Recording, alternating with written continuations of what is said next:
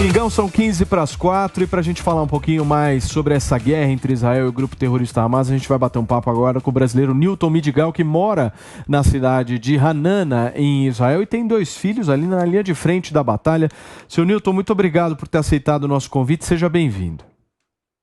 Imagina, obrigado, o prazer é meu. Seu Newton, como é que você está vendo essas manifestações aqui no Brasil pró-Hamas, hein, meu amigo? Vocês daí assistem com que tipo de percepção? Eu vou colocar assim, isso está acontecendo no Brasil e está acontecendo no mundo todo, infelizmente. Então, o que está aflorando agora no mundo é o antissemitismo. Que ele foi sempre mascarado, de um tempo para cá, como anti-sionismo. Então, eram contra Israel e não contra os judeus. Mas, na verdade, não passa de antissemitismo. A gente vê um monte de outras manifestações, Black Lives Matter, Gays Matter, tudo matter. Aqui em Israel a gente tem negros, a gente tem gays, a gente tem tudo, e eles não estão preocupados, na verdade, com o que está acontecendo com a população palestina, o que está acontecendo com Gaza. Até porque acho que quem mais defende a população palestina é Israel, por incrível que pareça.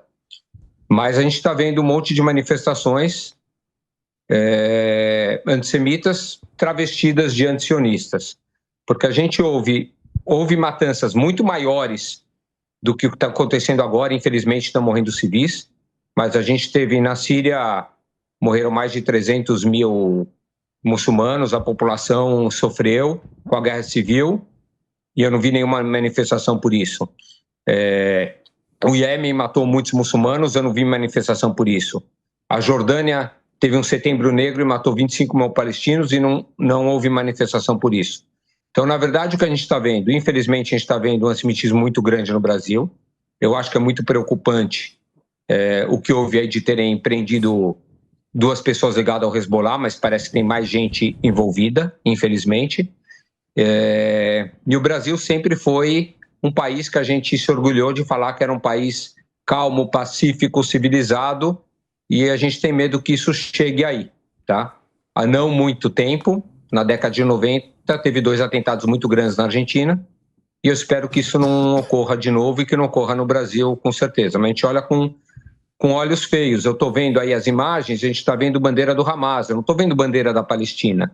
Eles não estão defendendo o povo palestino, eles estão defendendo o Hamas, e o Hamas é uma organização que quer aniquilar o Estado de Israel, quer fazer from the river to the sea, do rio ao mar, que na verdade é acabar com todos os judeus de Israel. Não, seu Newton, essas imagens aí que a gente está exibindo para você agora mostram eles inclusive vendendo camisetas do grupo terrorista, ou seja, usando o capitalismo de alguma forma para tentar ali se beneficiar, pessoas ali tocando tambores, meio que uma roda de samba. É uma imagem esquizofrênica, é um negócio inacreditável isso que a gente está exibindo para vocês agora, que aconteceu neste domingo aqui na Avenida Paulista, sob olhares aí de diversas autoridades que infelizmente não se manifestaram em relação a isso. Agora, Michel, você estava me trazendo um argumento que eu achei interessante, né? A justificativa do porquê esta manifestação poderia acontecer. Eu queria que você falasse para nós. O que eu estava falando é o seguinte: o Black Lives Matter, né? Que é como colocou o nosso colega israelense, né? Teve uma situação tensa, e aí criou-se um movimento enorme, Black Lives Matter. Depois outros movimentos de outras minorias, mas o judeu, ele não é uma minoria, embora sejamos 15 milhões no mundo todo, 100 mil, 120 mil no Brasil, alguma coisa assim, né? Zero qualquer coisa por cento do mundo, mas o judeu não é uma minoria. Como que o judeu é visto por essa esquerda, por esses manifestantes? Ele é visto como o homem branco, o homem rico, um homem privilegiado, um imperialista, um colonialista que oprime o pobre do povo palestino, que é o negro. Né? Como se fosse uma relação dessa natureza escravagista ou imperialista e qualquer coisa desse tipo. O que é uma ignorância absoluta, né? O Avi estava mesmo comentando que a maior parte dos judeus veio do norte da África. O judeu é semita, antissemitismo, né? O judeu é árabe. O árabe é branco? Não sei qual é a cor do árabe, né? Não é um caucasiano. certamente, né? Então, eu até viajei por vários países do norte da África, até o Iraque, Irã, fui para todos esses países fotografando judeus nesse mundo islâmico, e a gente sabe que em 48, com o surgimento de Israel, houve uma onda de refugiados desses países da ordem de quase 1 milhão. 1 milhão de judeus saíram de suas casas nesses países voluntariamente, expulsos. Teve vários casos, né? Caso a caso, case by case, país a país. A minha família saiu do Marrocos, meu avô é do Marrocos. A minha mãe nasceu na África. Obviamente, eu sou um afrodescendente. Mas então é isso, né? O judeu não é um homem branco. Mas não importa isso. Importa é a narrativa. Como que o judeu é visto. Acho que é essa que é a... Isso, né, Karina? Sim, o que me impressiona é porque são esses movimentos da esquerda que se dizem a favor de minorias e que se dizem a favor de causas identitárias, mas acabam negando exatamente, por exemplo, os judeus negros que existem no Brasil. O Brasil, apesar até da origem dos judeus ser do Oriente Médio, nós temos judeus etíopes que são de pele retinta, mas o Brasil é um país miscigenado e nós temos muitos judeus negros no Brasil, que são completamente invisibilizados com esse discurso de que o judeu é só branco. E por isso mereceria ser extinto, sofrer com isso, porque é visto como numa posição de privilégio, né? E que Israel representa esse privilégio e essa opressão colonial, imperialista aos palestinos, o que não é justificada. Ou seja, quem diz defender as minorias, por muitas vezes não está defendendo a própria minoria que existe dentro da comunidade judaica. Exato, e ainda mais... Esse é o raciocínio que a gente tem que fazer. Pensar, a gente fala que nós somos primos. Os palestinos e os judeus são primos. Nasceram se a gente vai lá atrás na história, nasceram da mesma família. Então é uma coisa de defender algo que você tem zero de conhecimento. Você não conhece quem é quem, e aí você pega alguma notícia. Tanto que se você vai nessa manifestação na Paulista hoje e perguntar para a pessoa... Você sabe o que o Estatuto do Hamas diz, já que você está defendendo o Hamas? Você é a favor de matar por causa de uma religião? Você é a favor de estuprar? Você é a favor de sequestrar? Então... Que não é o Islã, hein? Que não é o Islã. Não, o Islã. Eu coloquei isso desde o início. Claro, Não, é o Islã. Geralmente... se fala que o Islã tem de 15% a 25%, que é número grande, que o Islã hoje é 1,2 bi no mundo. Então, você tem de 15% a 25% de mais radicais ou que vão, e desses 15% a 25%, só uma pequena parte, 2% ou 3%, que realmente vão para o lado efetivo, de pegar em armas, de fazer essas coisas. Mas, Avi, aí a gente vê, nesse caso dessa manifestação de hoje, a gente só está vendo algo absolutamente patético, porque não tem nem a bandeira da Palestina, ou seja, os caras assumiram a bandeira do Hamas e fizeram manifestação. Agora, na questão da história palestina, há essa confusão, e o discurso que os defensores do grupo terrorista Hamas utilizam, não apenas defensores, mas aqueles que de alguma forma preferem não olhar com uma lupa para as ações que são promovidas pelo Hamas, eles colocam na frente a causa palestina, ou seja, eles criaram um escudo chamado causa palestina para promover terrorismo. O que mais sofre, quem mais sofre com eles são os palestinos. Não, e o próprio líder da Autoridade Nacional Palestina, Mahmoud Abbas, ele falou que o Hamas não representa a causa palestina. Está sendo usada. A Autoridade Palestina e o Hamas são inimigos figadais, né? Isso... Exato. Seu Newton, você me pediu a palavra? Pedi a palavra. Posso falar um pouquinho? Fica à vontade. Então, o que eu queria falar, primeiro sobre essa parte de minorias, tá? Então, uma das coisas que também é absurda nessa passeata e que a gente vê grupos LGBTs apoiando o Hamas. Então, eles não têm a mínima ideia, a mínima noção que se eles estivessem em Gaza, eles não iam existir. Tá? Então, uma das paradas LGBT mais famosas do mundo, que mais atrai gente, é a parada em Tel Aviv. Tá? Então, Israel é um país realmente muito aberto. Foi falado muito bem aí também sobre os judeus que viviam nos países árabes. Então, se a gente pensar, em Gaza não vive nenhum judeu. Na Síria não vive judeu. Na maioria dos países árabes, os judeus tiveram que sair porque eles foram perseguidos também. Só que eles não se fizeram de coitados e refugiados. Tá? Em Israel, vivem mais de 2 milhões de árabes. Não tem apartheid em Israel. Então, a gente tem que pegar muito essa narrativa, apartheid. Aqui em Israel, a gente tem políticos árabes, tem 4 partidos árabes, sendo que 3 são contra o Estado de Israel, são antisionistas, mas pela democracia eles podem existir. Aqui a gente tem muitos médicos árabes, muitos advogados árabes, tem árabe na Suprema Corte. Aliás, o vice-presidente do Knesset, do parlamento, é um deputado árabe. Então a gente não vê apartheid em Israel, mas a gente vê apartheid em Gaza. Em Gaza não pode viver nenhum judeu. Mesmo dentro de Israel, a gente tem Jerusalém Ocidental, Jerusalém Oriental. O árabe anda tranquilo dentro de Jerusalém Ocidental, só que o judeu tem medo de andar dentro de Jerusalém Oriental. Então, isso de apartheid, acho que é importante. Quando a gente fala em imperialismo, ninguém quer mais a paz do que Israel. Israel entregou mais de 50% do território dele, que foi o Sinai, para o Egito, em troca de paz. E conseguiu. E a gente está com paz. Israel entregou Gaza em 2005, tá? Entregou Gaza em 2005 e saiu de lá. Em 2006, nas eleições, o Hamas ganhou. Em 2007, eles expulsaram a autoridade palestina, mataram muitos da autoridade palestina e desde então eles estão lá no governo. Então, se a gente falar que um país... Eu não conheço nenhum país colonialista, imperialista tão pequeno, menor do que o estado do Sergipe. Também existe... por falta de conhecimento mesmo, isso que você falou lá na Paulista, ou de todo mundo, que Gaza é uma prisão a céu aberto. Poxa, Gaza tem fronteira com Israel e tem fronteira com o Egito. Israel libera mais de 18 mil árabes de Gaza para virem trabalhar em Israel. Por quê? Porque em Israel eles ganham mais, porque em Israel tem mais emprego e porque todo o dinheiro, como foi falado, que todo o dinheiro que o Hamas recebe do mundo todo, ele não investe em hospital, em escolas, em saneamento básico, ele investe em armamento, ele investe também nos líderes dele que não estão em Gaza e que são milionários. Mas a gente tem uma fronteira também com o Egito. E essa fronteira era aberta para ajuda humanitária. Só que eles também fizeram túneis com o Egito. Eles também procuram, via o Egito, traficar arma, traficar um monte de coisas.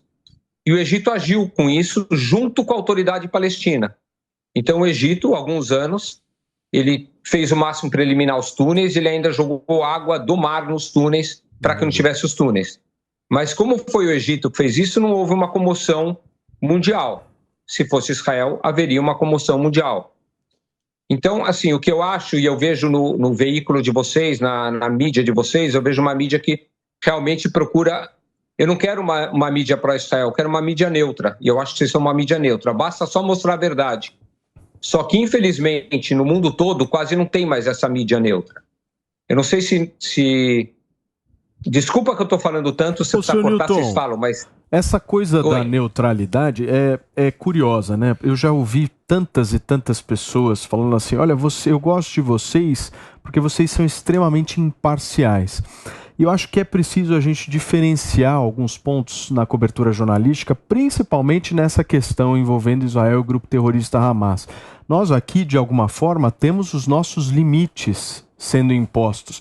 Não dá para a gente tratar o Hamas como um grupo que não é terrorista. Não dá para você fazer nenhum tipo de equivalência moral entre o que é o Estado de Israel e o que é o grupo terrorista Hamas. E no momento que a gente está passando a informação aqui para vocês, a nossa obrigação é de passar essa informação baseada nos nossos valores, que é o que a gente acredita aqui. É isso, perfeito. É isso que a gente acredita. Então, aqui você claramente vai ver uma posição nossa muito clara. Então, nesse aspecto, a gente vai cobrar, obviamente, todos os excessos que forem promovidos por Israel. A gente vai aqui tentar, de todas as formas, buscar uma solução diplomática, porque ninguém quer ver mais esse conflito perdurar muitos e muitos meses, aí, semanas, mas não me venha com qualquer tipo de equivalência, meu amigo. Hamas é grupo terrorista e terrorismo precisa ser combatido. Eu acho isso é o mínimo, então, o que mostra se são éticos. Como vocês são éticos, é importante saber que o exército de Israel é um exército ético. O exército de Israel, eu não conheço nenhum exército que antes de bombardear algum alvo, ele avisa que vai bombardear e pede para os civis saírem. Eu não conheço, é que não sei o quanto que chega aí na mídia. Esses corredores humanitários que estão fazendo para os palestinos saírem, eles estão sendo protegidos não pela ONU, eles estão sendo protegidos pelo exército de Israel. Então Israel está mandando o soldado dele para proteger o palestino civil, para ele poder sair dessa área de risco, e ele está correndo risco, o próprio soldado, de morrer porque ele está defendendo o civil palestino. Eu não sei o quanto que chega aí, que muito todo mundo achava que isso era narrativa, de que eles tinham um QG debaixo de hospital, mas agora estão mostrando que tem QGs debaixo do hospital, que tem salas de munição do lado de escolas, que tem dentro de um hospital, as pessoas comemoram um hospital muçulmano indonésio lá na faixa de Gaza, e sem querer Al Jazeera filmou o pessoal com fuzis comemorando. Sim. Então, o que a gente pede só é aquilo, exatamente o que você falou. Tem que ser ético, tem que falar a verdade, não precisa falar pró-Israel. Tem que ter alguns limites, né, seu Nilton? Agora, deixa eu só trazer para a nossa roda uma outra informação, até pedindo ajuda para os dois professores que aqui estão, tanto a Karina quanto o Michel, para eu tentar entender junto e toda a nossa audiência também. O que me preocupa não é apenas a onda de antissemitismo acontecendo nas redes sociais, mas é ela estar acontecendo de uma forma muito forte nas universidades. Eu trago aqui para vocês uma informação da Universidade de Harvard. Harvard, só para vocês terem uma ideia, tem 45% da sua receita vinda da filantropia, ou seja, cerca de 6 bilhões aí de dólares todo mês, depositados por ex-alunos que têm uma admiração pela faculdade. Enfim, muitos desses ex-alunos são judeus em Harvard e não estão gostando nada de manifestações que estão sendo permitidas ali na universidade. Eu quero entender de vocês, dois professores, como é que vocês estão vendo isso? As universidades no mundo inteiro devem lidar de que forma em relação ao antissemitismo, Karina? Bem, eu acho que o início mostra um pouco essa manifestação com que nós estávamos comentando antes, né? Esses jovens, eles entendem os palestinos como vítimas e Israel seria o algoz, então tem que combater Israel a qualquer custo, não considerar que existem vários israelenses, inclusive com manifestações antissemitas voltadas a judeus que não são israelenses, que não estão em Israel, que estão nos Estados Unidos ou como a gente vê no Brasil, e que acabam sofrendo represálias ligadas a só o fato de serem judeus, às vezes nem se posicionando politicamente. Então as universidades, elas têm que ter um cuidado em relação a isso. Se fosse uma manifestação pró-Palestina, né, como a gente estava comentando aqui, não tem problema algum, né, você ser pró-Palestina. O problema é quando essa manifestação vira a favor do Hamas, como nós estamos vendo na Avenida Paulista, quando ela vira contra os judeus, né, de forma geral, contra Israel enquanto um Estado judeu de forma geral, aí entra um problema. E aí nós temos, né, que buscar a educação, e pressiona, né, Harvard, uma das melhores universidades do mundo, né, tendo esse tipo de ato de pessoas, de alunos que são os melhores alunos do mundo. Como que eles podem ter esse posicionamento e não saber que estão promovendo antissemitismo, estão promovendo ódio, né, nessa situação? Mas tem uma conivência, né? Esses alunos só estão tendo a oportunidade de se manifestar porque ninguém teve uma ação um pouco mais enérgica de colocar, olha, o regramento da universidade é esse. Eu acho que não é só conivência, acho que houve um pouco de ensino também nessa direção pelos últimos anos, não é? Pior ainda. Ou seja, é uma mudança aí de prisma. É um modus operandi, não é uma coisa que veio da noite pro dia, né? O ensino, professores que se formaram com essa visão anti-imperialista, e são algumas gerações disso que estão se formando, é quase como se fosse uma guerra cultural que eu vivi na USP aqui. Eu vivi na USP, guardadas as devidas proporções, né? A USP era assim. Eu chegava, não tinha muito espaço para diálogo em determinadas questões. No caso era esquerda-direita, né? Mas era tomado por uma esquerda muito violenta, muito radical, e que não permitia. Eu fui presidente do centro acadêmico na USP. No meu lado tinha um sujeito que tinha a barba mais branca do que a minha hoje. Eu tinha 19 anos. O cara tinha uns 50 anos. Era do PSOL. Era um cara lá do PSOL que estava lá na universidade. O que ele está fazendo ali? Não estava estudando física, entende? Então você tem um aparelhamento do ambiente estudantil, né? Que combinou nisso e agora eu acho que vai ter consequências, e eu espero que tenha, né? Há uma tentativa muito clara de se politizar essa guerra entre esquerda e direita, né? Agora, sim, o que eu conheço de judeu de esquerda, meu querido Avi Gelber, não está escrito. Temos e isso é o bonito no nosso ambiente, no judaísmo. O judaísmo é uma religião que questiona. Até quando se estuda a Torá e tudo, tem que ter 3 alunos Porque um fala uma coisa e os outros dois questionam ele. Então, nada é um fato consumado, nada é aceito como é. Tem que ser questionado. E isso é coisa que nós não temos hoje em outros lugares. E universidades, onde alunos judeus têm que se trancar na biblioteca para se defender e não morrer na mão de alunos furiosos que não têm a mínima noção. O que entristece a gente hoje é ver o nível baixo, tanto moral como intelectual, de alunos de universidades tão consideradas de alto nível. Eu vejo isso numa tristeza e como o Michel falou, isso já vem de anos de preparação. Isso não é uma novidade. Se aprenderam que em vez de usar arma, você usa o livro ou usa a educação, mas as coisas erradas. A gente citou aqui os livros de Shavet Zion no ensino árabe, também se usa Mein Kampf.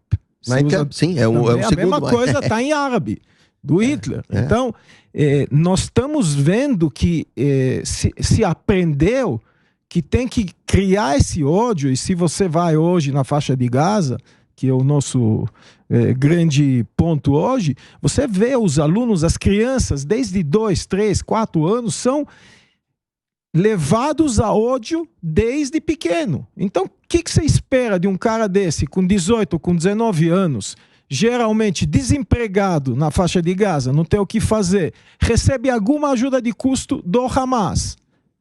O que ele vai fazer? Ele vai pegar na arma e vai sair e tanto faz. Avi, você viu que a mãe dele, o pai dele, desse Shahid, né? Desse mártir, ele ligou e falou: matei 10. Nas minhas mãos. Nas minhas mãos. Mashallah. Quer dizer, praise God, né?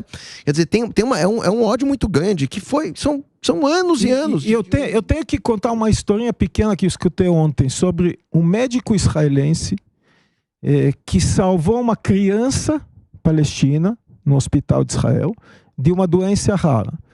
E aí a mãe estava grávida, esse médico que estava acompanhando a família ficou sabendo. Aí ele falou para ela: quando você estiver prestes a dar à luz, vem para Israel, que eu quero acompanhar o nenê e já resolver desde pequeno essa questão, porque é uma questão genética. E ela veio, e ele tratou da segunda criança e está tudo bem. Aí quando ele voltou e conversou com ela, ela falou assim: ainda bem que eu consegui os meus 2 filhos, agora eles vão ser Shahid. Agora eles vão na guerra santa contra Israel. Ele falou: como? Eu ajudei a te salvar os 2 filhos e você quer fazer eles irem matar meus filhos? Como assim? Ela falou: eu crio os meus filhos para essa causa. Se eles têm que morrer, eles vão morrer.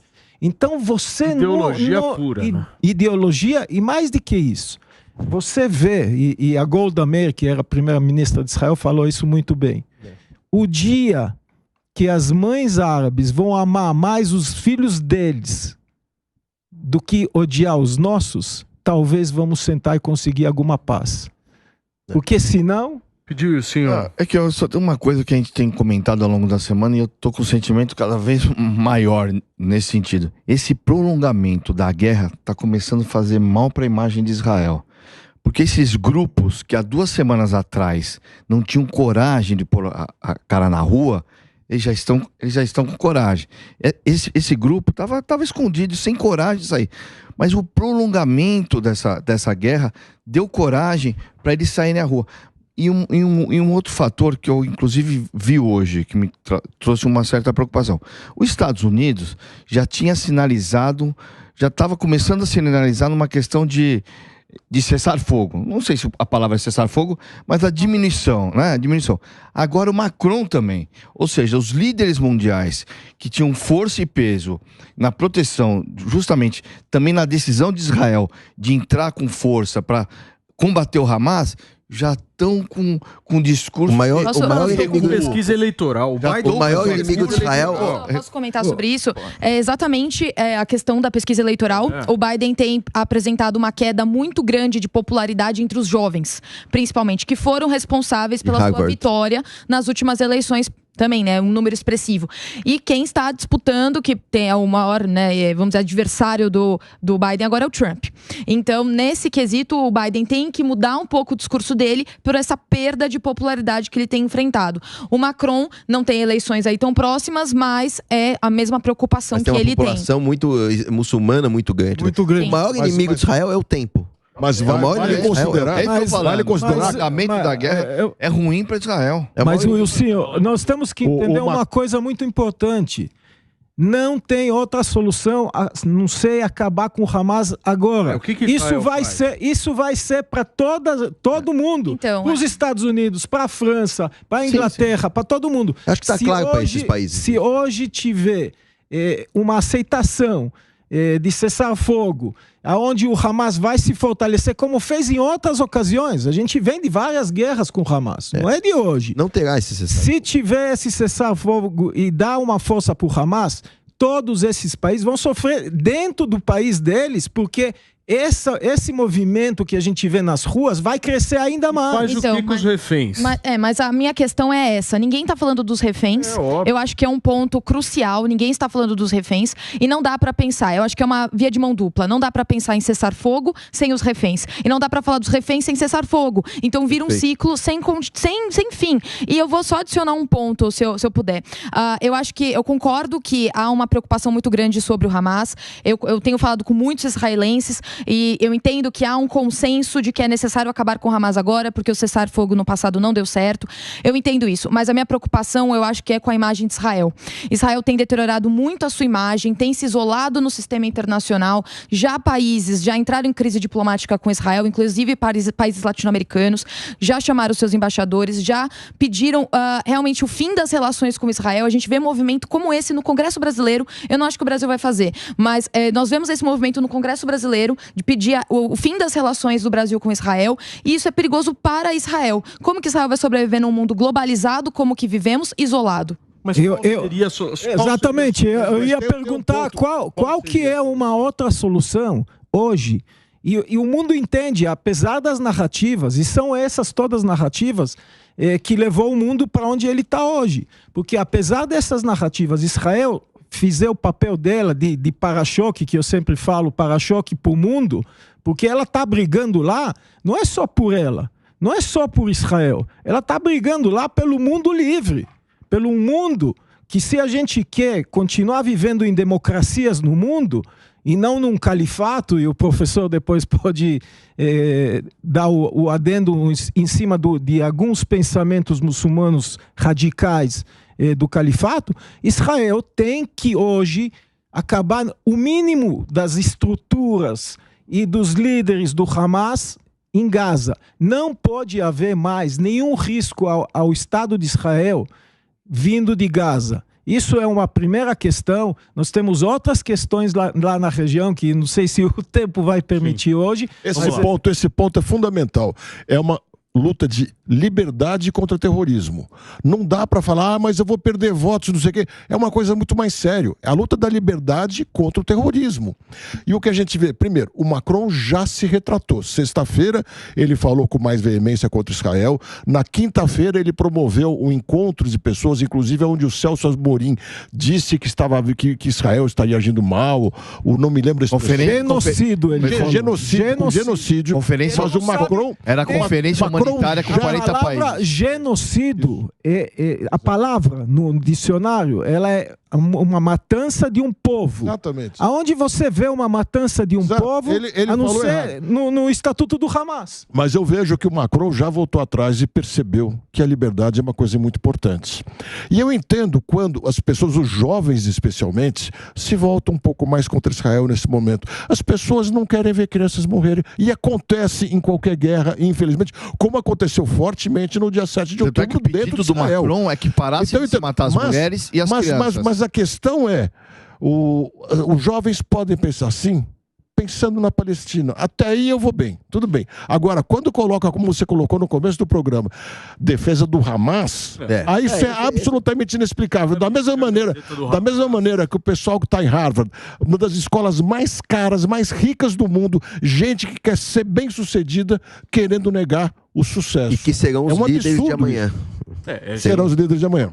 São os líderes de amanhã. Harvard formar esse tipo de gente, que a gente pode esperar do resto? Esses são as lideranças de amanhã. Então não é muito auspicioso o mundo, o porvir, né? Não é algo... Agora, é evidente que o jovem ter empatia, por um lado, né? Vamos dizer... que a questão do é mais fraco é discutível, né? Porque depende da dimensão que você olha. Israel militarmente é mais forte que os palestinos, mas Israel está isolado, né? Se você dar um zoom out assim e olhar o Oriente Médio todo, você vai ver que Israel é um pontinho azul ali no meio de uma onda islâmica verde, assim, né? O mundo árabe. Então, quem é mais forte é a controvérsia. Mas é natural que um jovem se compadeça e por uma questão humana, né? Fala, pô, tá morrendo e tal. Mas o que é estranho é que esse jovem não se compadeça de bebês que foram sequestrados, de crianças de 4, 5 anos que foram sequestradas, e que é uma faca no coração de qualquer pessoa com algum coração. E que ele tá usando esses pouquíssimos, usando a camisa do Hamas, que tá com 239 reféns, entre eles muitas crianças. Bebês! Velhos, Bebês! Desde 9 meses, 10 Tem meses. outro ponto que eu acho válido da gente destacar aqui, que é o seguinte: quando se fala do cessar-fogo vindo de Israel, não esqueçam que o Hamas continua o bombardeio. Inclusive, aliás, não só o Hamas, o Hezbollah também continua o bombardeio. Mais forte do que nunca. No Morning a gente relatou ao vivo. Hoje caiu, hoje em Haifa caiu, eu falo porque a minha mãe está em Haifa, o meu irmão, minha família está em Haifa, e caiu hoje de manhã foguetes em Haifa, e numa cidade que é o exemplo de convivência entre judeus e árabes. É uma cidade que eu nasci, e eu posso falar assim, como eu falo, joguei bola com os palestinos, tenho amigos palestinos, fomos para a universidade. Você não jogava bola não, Avi? Jogava. Você não tem cara. Não tem cara, né? Opa, não tem cara, mas tem perna. No máximo era goleiro.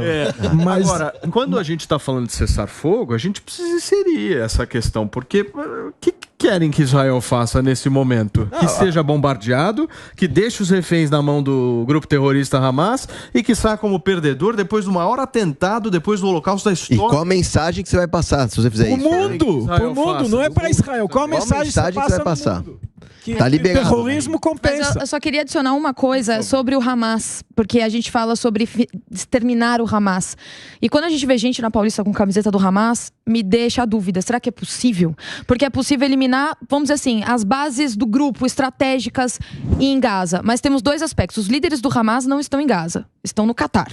E segundo, a ideia não tem como matar. E você não vai matar igual o ISIS, igual o nazismo. Você nunca matou o nazismo. Você não mata, mas uma estrutura, você matou uma estrutura de poder desses caras, né? Você destruiu completamente a Alemanha nazista, né? Não tem mais como o nazista ter acesso a um exército, armas e tal. Isso, agora, a ideia... Isso aí não tem o que você mata né? O combate é para enfraquecer. Não é enfraquecer, é primeiro tirar do poder. Sim. Porque hoje Hamas, que todo mundo esquece disso, mas o governo da faixa de Gaza é do Hamas.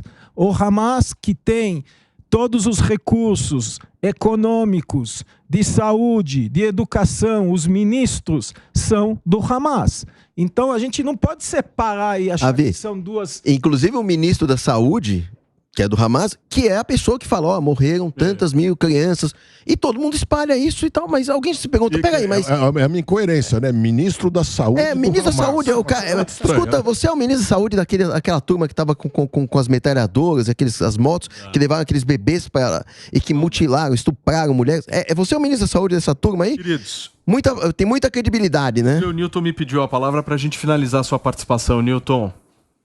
Joia, eu só queria falar rapidinho sobre cessar-fogo, tá?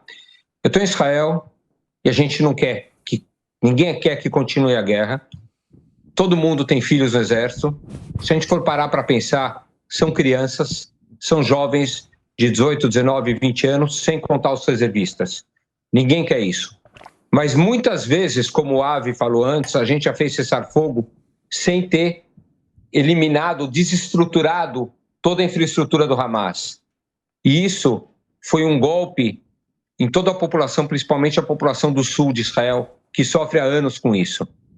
Então, eu falo, qual que é o sentimento hoje de todo Israel, mesmo de todos os pais de soldados, de tudo? A gente quer que Israel... Primeiro, ninguém está falando dos sequestrados, como foi falado aí. Eu não vi a Cruz Vermelha visitar nenhum sequestrado. Eu não vi a ONU visitar os sequestrados. Então, isso é uma coisa. Mas eles simplesmente devolverem os sequestrados e achar que com isso tem um cessar-fogo, Israel precisa acabar com o potencial deles, como foi falado agora também pelo professor, com o potencial deles voltarem a atacar a gente daqui 6 meses, ou daqui 1 ano, ou daqui 1 ano e meio. Então, o mundo tem que entender, Israel não quer a guerra, Israel não quer atacar os palestinos de Gaza, Israel faz o máximo para defendê-los, mas hoje Israel tem um consenso que não pode fazer um cessar-fogo. E, infelizmente, se o mundo não entende isso, a gente tem que defender, é chato o que eu vou falar, mas a gente tem que defender o nosso umbigo antes de pensar o que os outros países, eu sei que é ruim como política internacional, mas a gente tem a obrigação de defender o nosso cidadão.